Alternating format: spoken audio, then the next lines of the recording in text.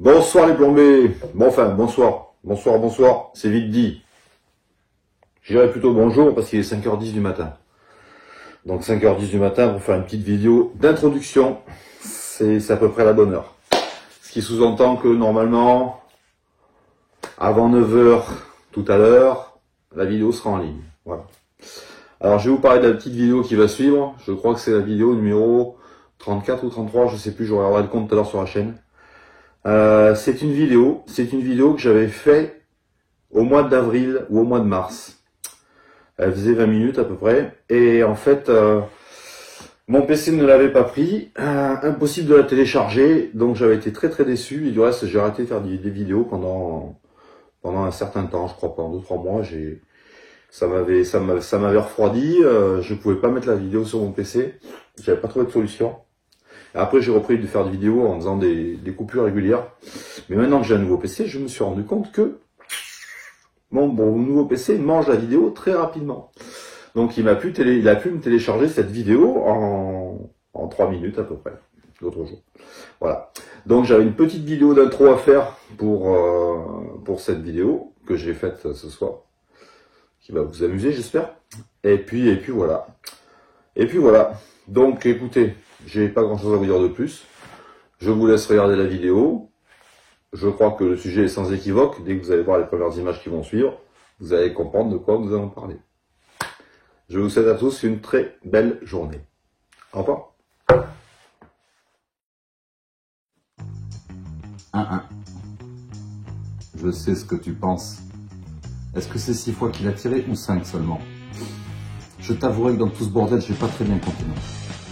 Mais c'est un 44 même, le plus puissant soufflon qu'il y ait au monde. Un calibre va vous arracher toute la cervelle. Tu ne dois te poser qu'une question. Est-ce que je tente ma chance? Vas-y, tu la tentes ou pas?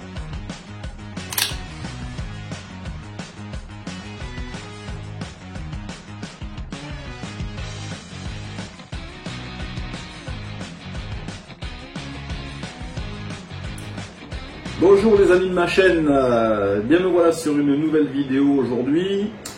Je vais vous faire une petite ouverture de colis, un déballage qui est ma foi intéressant, dans le cadre du tir de loisir évidemment.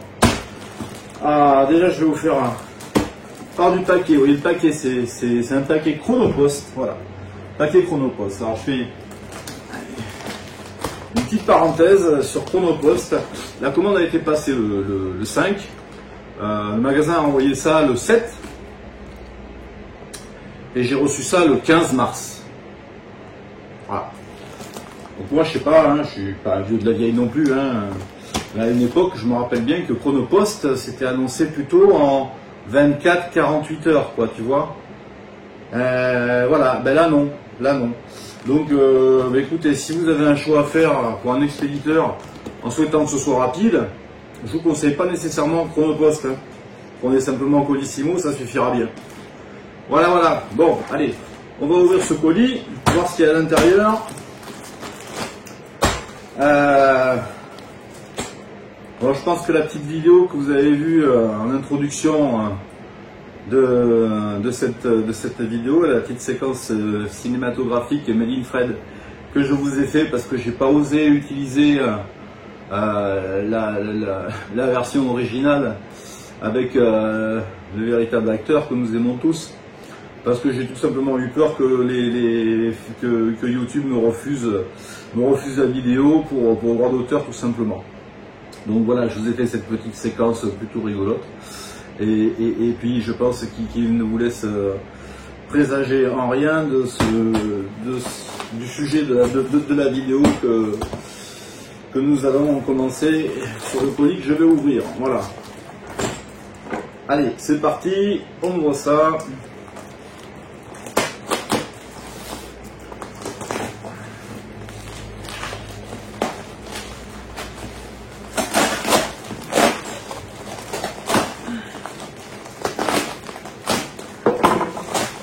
Plutôt bien emballé.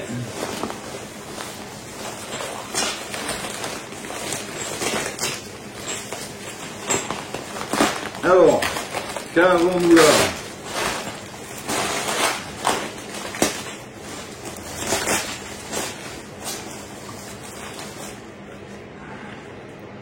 Ah, une boîte de Sparklet, comment on dit, cartouche de CO2, ce sera plus simple.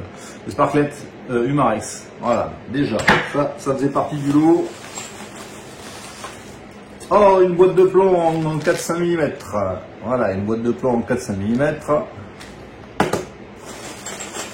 Et de quoi voir venir un petit peu, en plus de la boîte Humarex, une vingtaine de cartouches de CO2, des Sparklet. Voilà. Tac.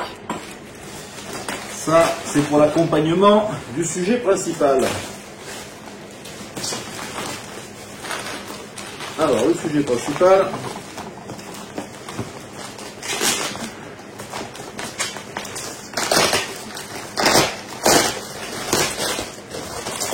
Je ne veux pas ce qu'il sait faire, hein.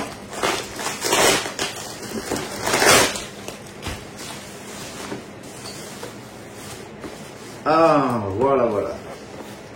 Le joli coffret que voilà.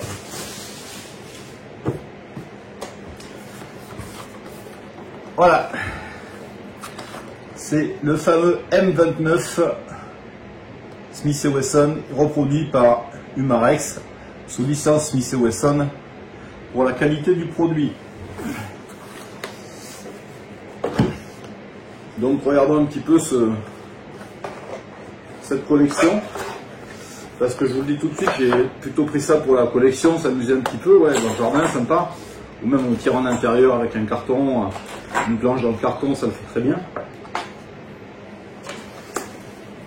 Alors, qu'avons-nous dans la boîte? Dans la boîte, nous avons la publicité du magasin, Bazooka. Bazooka vous remercie pour votre commande, armurerie en ligne. Très bien. Ça, c'est le dépliant Humarex. La notice sûrement en plusieurs langues. On sait tous à quoi s'en tenir. Là, nous avons quoi? Voilà, vous avez le M29, vous voyez. Voilà. C'est la même documentation en fait pour les deux modèles qu'ils ont fait. Ils ont fait le M29 et le M et le classique 629. Classique 629 que j'ai ici. Mais pas en version CO2. En version 44 Magnum, le vrai. Pour faire une comparaison avec l'autre au niveau du poids, au niveau de pas mal de choses. On va regarder ça. Je ferai une vidéo là-dessus une autre fois.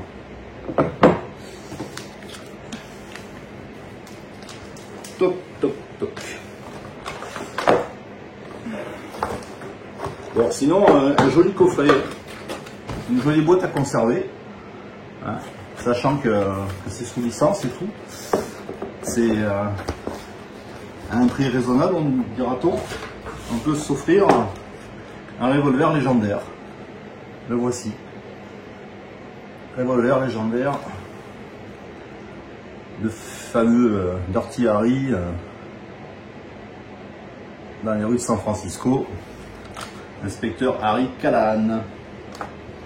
Alors, qu'avons-nous là? Je vais vous le montrer de près. Parce que le but, c'est que vous le voyez, lui, pas moi. Donc,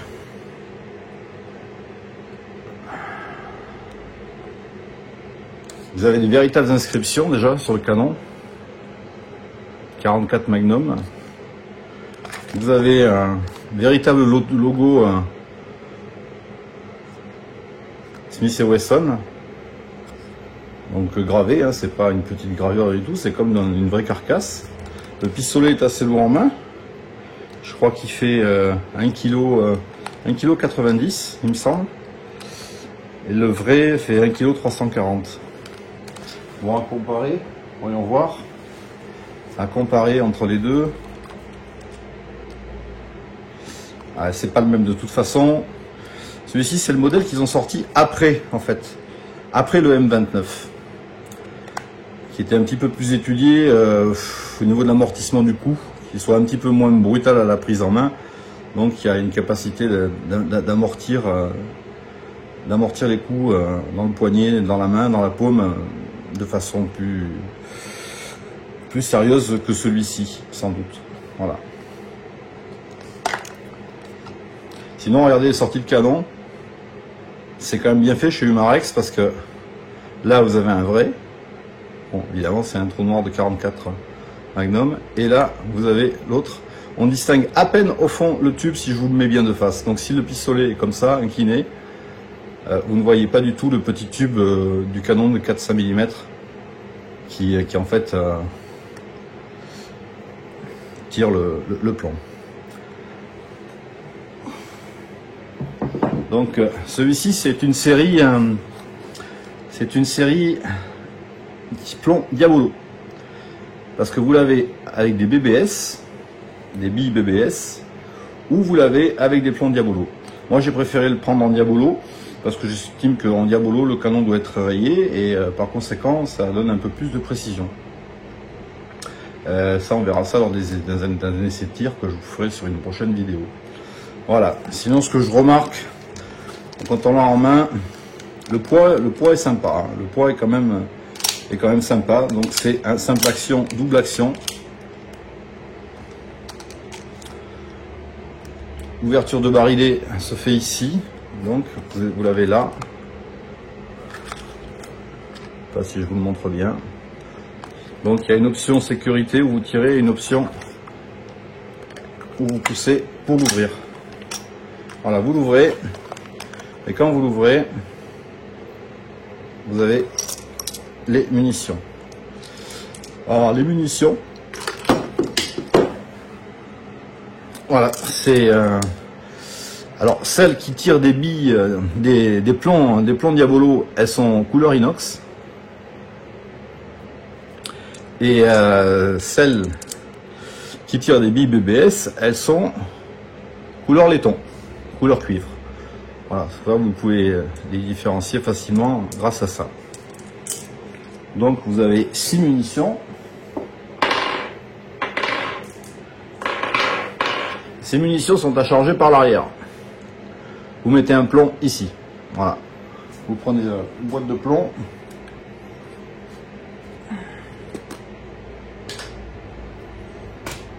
Donc vous avez un petit plomb de 4-5 mm. Voilà. Que vous insérez dans le culot de la douille. Toc. Comme ceci. Voilà. Vous remplissez les 6. Alors ce qu'il y a de bien, c'est qu'une fois que vous avez les étuis qui sont en place dans le revolver, vous n'avez pas besoin de sortir les étuis à chaque fois pour les recharger en plomb. Vous n'avez qu'à juste ouvrir le barillet et puis réalimenter vos 6 étuis pour avoir à nouveau la possibilité de tirer s'il faut. Alors, en comparaison, voilà une vraie munition de 44 Magnum. Donc, j'étais curieux de savoir ça en ouvrant le paquet pour voir s'ils avaient respecté le diamètre du 44 Magnum. A priori, non. Celles-ci sont quand même plus fines.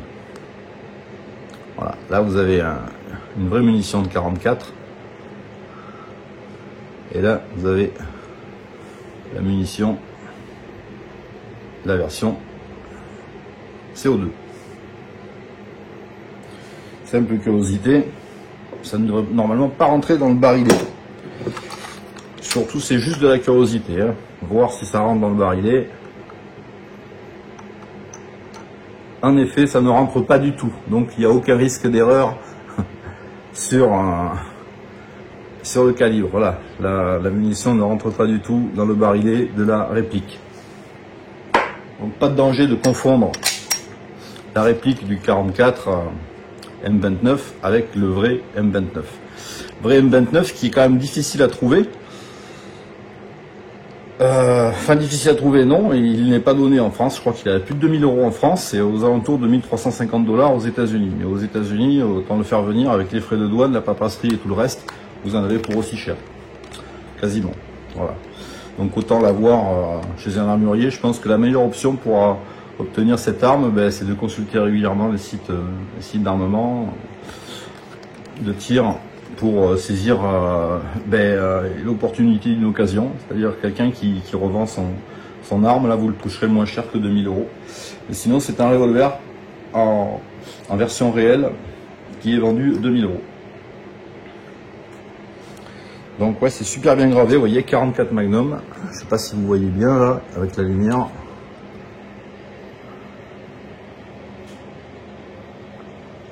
Voilà. Là vous avez les informations légales par contre quant à la réalité du calibre, qui sont écrits ici au laser. Hein. Donc là vous avez véritablement la... Parce que c'est quand même une véritable arme hein, en soi, hein. Ça tire des plombs, donc c'est quand même une arme. La mire est réglable, la hausse est réglable, la dérive est réglable, là, voilà, en hauteur et latéralement. Ils ont même poussé le détail jusqu'à reprendre le guidon rouge au bout du véritable 44 Magnum M29. C'est un très beau pistolet, c'est une très belle collection. Voilà. Seul petit reproche qu'on pourrait lui faire, c'est cette crosse en plastique. Voilà, la crosse en plastique, en fait, quand on l'a en main, ça fait comme un bruit qui n'est pas tout à fait naturel. Ils ont mis une crosse bois chez Umarex. Bon, après, Umarex, c'est quand même les meilleurs au niveau des répliques. Hein. Ils font des répliques parfaites. Mais, je sais pas, peut-être une prochaine fois. Là, vous voyez, c'est ici, là, devant, c'est une vis noire. Hein. Donc, évidemment, c'est tout du plastique. Ils auraient pu faire ça en noir. À moins de mettre une petite tache de peinture noire au milieu, hein, pour faire un peu plus sympa, un peu plus vrai. Après, l'approvisionnement, donc, il est simple. C'est avec la crosse. Là, dessous, vous avez un petit endroit, une languette que vous tirez. Et là, vous avez une clé. Hop. Vous avez une clé qui est directement ici pour visser la partie qui est là. Vous positionnez ceci ici pour visser votre sparklet. Voilà. Bon. Voilà, il est livré avec du Spartec positionné à l'intérieur.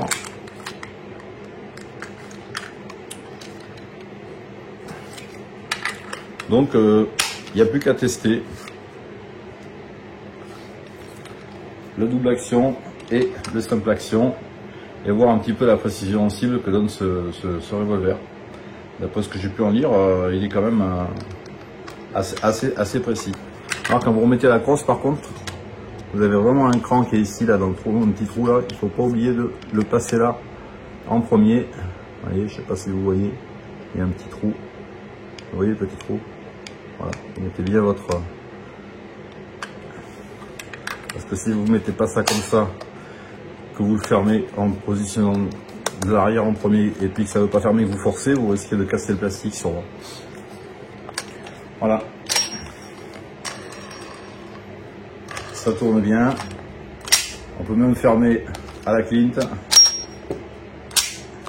Une belle collection. Une jolie collection.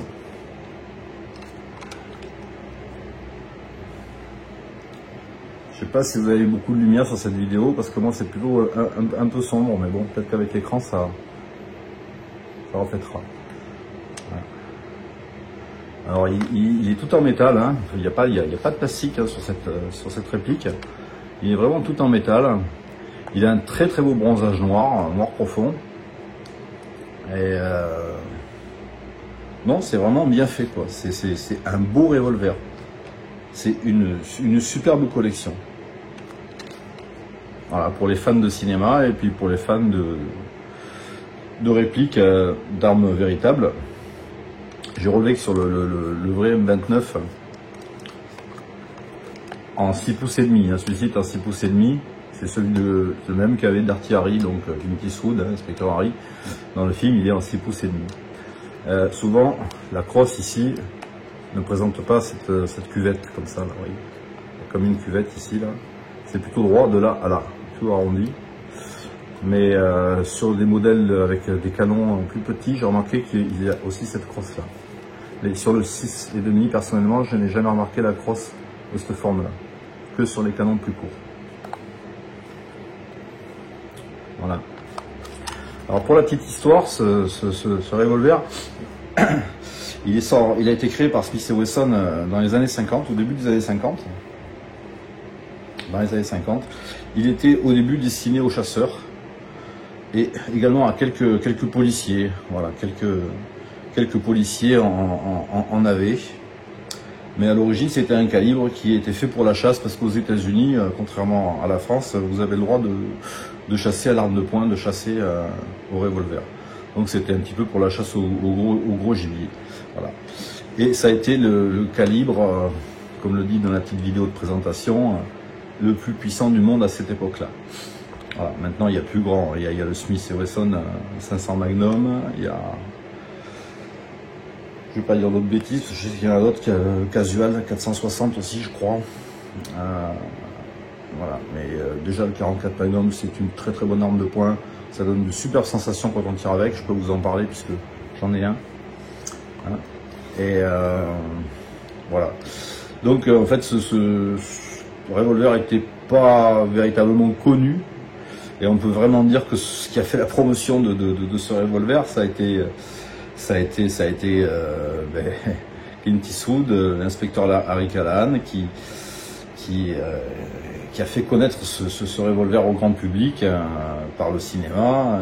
Il paraît même que les boutiques, les armureries ont complètement été dévalisées à la sortie du film. Il était très difficile de pouvoir se procurer un M29 après l'apparition de ce film. Donc Smith & Wesson peut dire un grand merci à Clint Eastwood, hein, parce qu'il a fait une très très bonne promotion de l'arme.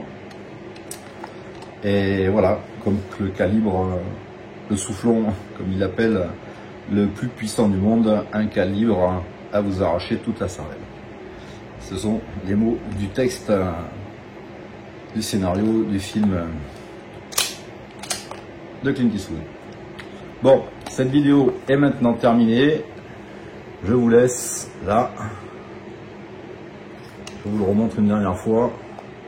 C'est une belle collection pour ceux qui sont passionnés d'armes de poing et d'armes tout court, passionnés de cinéma. N'hésitez pas.